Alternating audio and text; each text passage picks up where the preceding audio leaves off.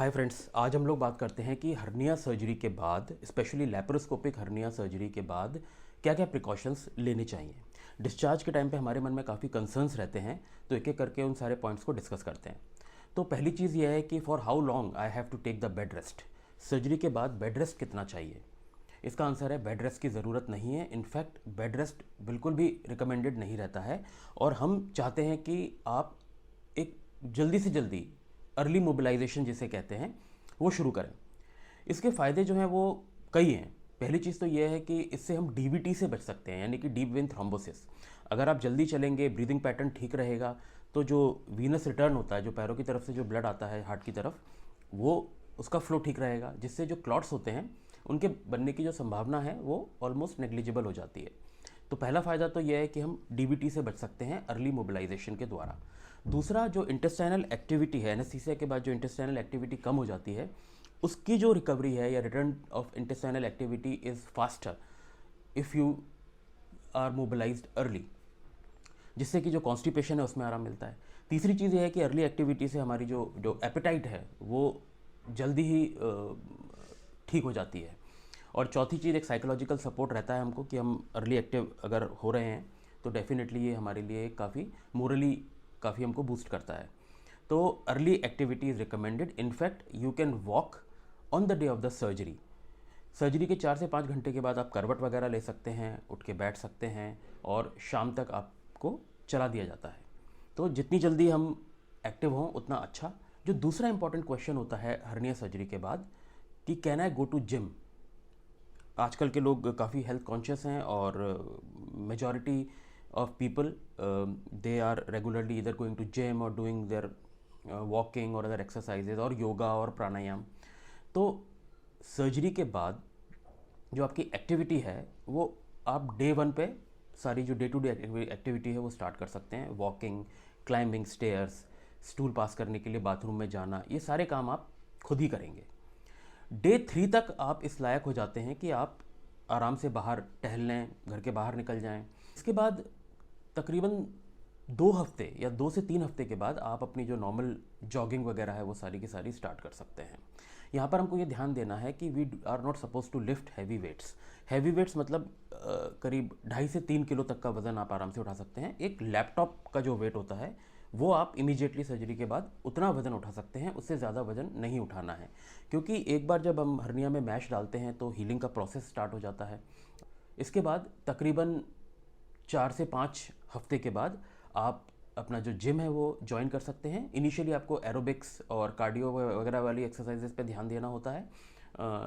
योगासन आप कर सकते हैं एज लॉन्ग एज आपको उस जगह पे कोई स्ट्रेचिंग आप ना कर रहे हों, और मिनिमम 3 महीने के बाद आप जो वेट लिफ्टिंग है वो स्लोली या प्रोग्रेसिवली रिज्यूम कर सकते हैं। ये तो हुआ लैप्रोस्कोपिक रिपेयर के बाद। अगर आपकी ओपन सर्जरी हुई है तो इन चीज़ों में थोड़ा सा टाइम और ज़्यादा लग सकता है, लेकिन डेफिनेटली एक्टिविटी अलाउड है। लिफ्टिंग हैवी वेट्स में आपको थोड़ा सा समय और लग सकता है, जो तकरीबन 4 से 6 महीने का समय हो सकता है। अगर आपका हर्निया था वो काफ़ी बड़ा था, लार्ज था, तो फिर आपका सर्जन आपको स्पेसिफिक इंस्ट्रक्शंस देगा regarding return to your activity and timing of joining the gym post operatively. इसके बाद अगला जो सवाल आता है वो ये आता है कि क्या हम इंडियन टॉयलेट्स यूज़ कर सकते हैं? तो जी हाँ, आप बिल्कुल यूज़ कर सकते हैं। स्क्वैटिंग करने से जो हर्निया की जो सर्जरी है उसमें कोई प्रॉब्लम नहीं होगी। आप आराम से स्क्वैटिंग कर सकते हैं, लेकिन इस बात का ध्यान रहे कि स्टूल पास करते समय किसी भी तरह की स्ट्रेनिंग नहीं करनी है, ज़ोर नहीं लगाना है, पानी का इंटेक नॉर्मल रखना है, फाइब्रस डाइट लेनी है, फाइबर्स काफ़ी लेने हैं, और एक स्टूल सॉफ्टनर जो 4 से 6 हफ्ते के लिए लिया जा सकता है। क्योंकि ऐसी कोई भी चीज़ जिसमें स्ट्रेन हो, अगर आप स्ट्रेन करेंगे पेट का प्रेशर बढ़ेगा, जिससे कि जो हर्निया की जो मैश है उसके ऊपर भी वो प्रेशर पड़ सकता है। तो स्ट्रेनिंग अवॉइड करनी है। अगर आपको किसी तरह की खांसी आती है तो you have to keep that area pressed. अगर आपको कोई और प्रॉब्लम है, जैसे प्रोस्टेट वगैरह की प्रॉब्लम है, तो उसको एड्रेस करना बहुत ज़रूरी होता है, और वो हर्निया से पहले ही किया जाता है। कॉन्स्टिपेशन अवॉइड करना है, और स्टूल पास करते टाइम स्ट्रेन नहीं करना है। ओपन सर्जरी में कभी कभार स्क्वेटिंग में या इंडियन टॉयलेट्स यूज़ करने में प्रॉब्लम आ सकती है, या बड़े हर्नियाज के रिपेयर के बाद प्रॉब्लम आ सकती है। तो शुरू में आप जो वेस्टर्न स्टाइल टॉयलेट्स हैं या मॉडिफाइड चेयर है उसको यूज़ कर सकते हैं, और 2 से 3 हफ्ते के बाद आप इंडियन टॉयलेट यूज़ कर सकते हैं। अगला जो क्वेश्चन होता है वो ये होता है कि मुझे डाइट किस तरह की लेनी है। वेल आंसर इज़ आप किसी भी तरह की डाइट ले सकते हैं, बस इतना ध्यान रखिए कि आपको फाइबर इनटेक प्रॉपर रखना है। कम से कम 30 ग्राम्स का फाइबर आपको रेगुलरली लेना है। पपाया, सैलड्स, ये सब गोल ले सकते हैं। प्लेंटी ऑफ वाटर इनटेक, ये आपको ध्यान रखना है।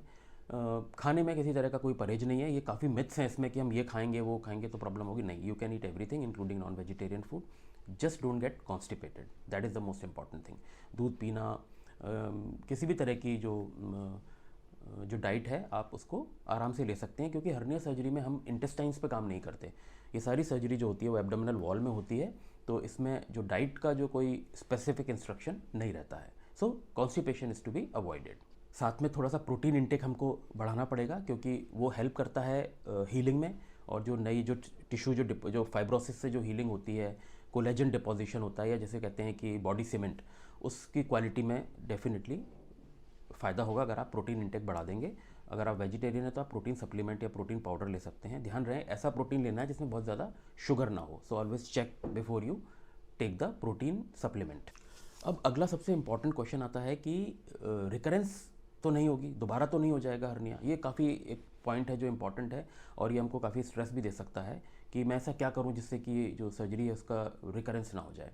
तो पहली बात तो यह है कि एक नॉर्मल अनकॉम्प्लिकेटेड अगर आपको इंग्वाइनल हर्निया है तो उसमें जो रिकरेंस रेट है वो लेस देन 0.5% होती है। लेकिन कुछ चीज़ों का ध्यान रखना बहुत ज़रूरी है। पहली चीज़ जो है, इनिशियल पीरियड में एक स्क्रॉटल सपोर्टर रहता है जो आपने पहनना होता है, और हैवी वेट्स, जैसा कि मैंने बताया, लैपटॉप से ज़्यादा भारी चीज़ नहीं उठानी है for initial 3 to 4 weeks. Active रहना है, कॉन्स्टिपेशन नहीं होना चाहिए। किसी भी तरह का काम जिसमें पेट का प्रेशर बढ़ता हो, जैसे वज़न उठाना, स्टूल में ज़ोर लगाना, या फिर लंबी खांसी होना, इस तरह की चीज़ों को डेफिनेटली अवॉइड करना पड़ेगा।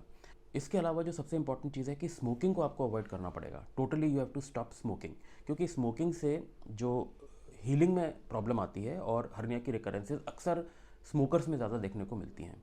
अल्कोहल बिल्कुल नहीं ले सकते हैं आप, स्पेशली उस पीरियड में जब तक आपकी मेडिकेशंस चल रही हैं, तो आपको अल्कोहल भी अवॉइड करना पड़ेगा। दूसरा, एक बात का हमेशा ध्यान रखें कि वेट को कंट्रोल में रखना पड़ेगा, क्योंकि अगर आपका बॉडी वेट बढ़ता है तो रिकरेंस रेट जो है वो ओबेसिटी से जुड़ी हुई है। उसमें काफ़ी फैट डिपोजिशन हो जाएगा, मसल्स की एट्रोफी हो जाएगी, जिससे हर्निया की रिकरेंस जो है वो हो सकती है।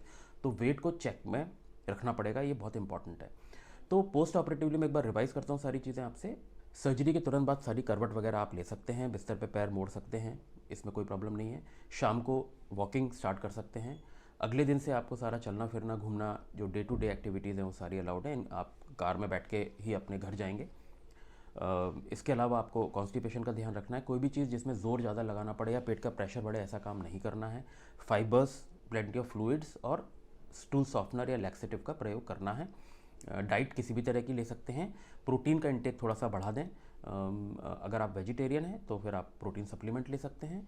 इंडियन टॉयलेट्स यूज़ किए जा सकते हैं अगर लैप्रोस्कोपिक हर्निया रिपेयर है। ओपन हर्निया रिपेयर में आपको 5-7 दिन वेट करना पड़ेगा, और अदर क्योंकि बेसिकली पेन या डिस्कम्फर्ट हो सकता है, तो उसके लिए आपकी जो मेडिकेशंस हैं वो सारे चलते रहेंगे, पर अदरवाइज ये सारी चीज़ें अलाउड है।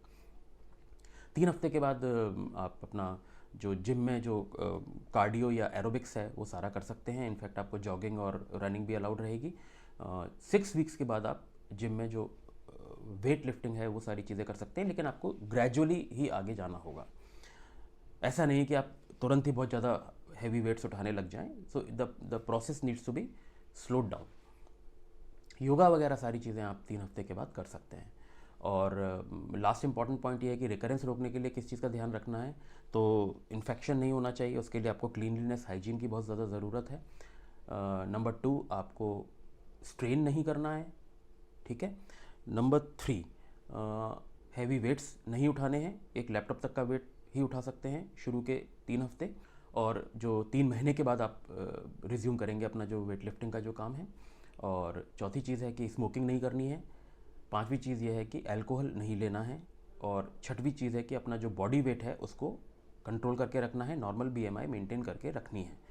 तो ये जो सारी चीज़ें हैं, ये जो प्रिकॉशंस हैं पोस्ट ऑपरेटिवली, आपको इन चीज़ों का बहुत ध्यान रखना होगा। आपका 5 डेज़ के बाद एक फॉलोअप कंसल्ट होता है, जिसमें कि आपके सारे जो पोर्ट साइट्स हैं या जो आपका वुंड है उसको एक बार चेक कर लिया जाता है। और एक और बात इंपॉर्टेंट है कि नहाना वगैरह हाइजीन 48 आवर्स के बाद आप आराम से नहा सकते हैं, क्योंकि जो वूंड है उसके ऊपर एक फिल्म बन जाती है, और वैसे भी जो ड्रेसिंग्स होती हैं वो वाटरप्रूफ होती हैं, सो आप आराम से नहा सकते हैं। 48 आवर्स के बाद अगर वो ड्रेसिंग्स निकल भी जाती हैं तो भी कोई प्रॉब्लम नहीं है, आप आराम से नहा सकते हैं। एक क्लीन टॉवल से उस एरिया को डैप कर सकते हैं और उसके ऊपर या तो खुला छोड़ सकते हैं जो होल्स होते हैं लैप्रोस्कोपिक सर्जरी के, या फिर आप उसके ऊपर एक बैंडेड लगा सकते हैं। मैं उम्मीद करता हूँ आपको ये सारे पॉइंट्स समझ में आ गए होंगे। अगर आपको कोई क्वेरी है तो आप इस नंबर पे मुझे व्हाट्सएप कर सकते हैं।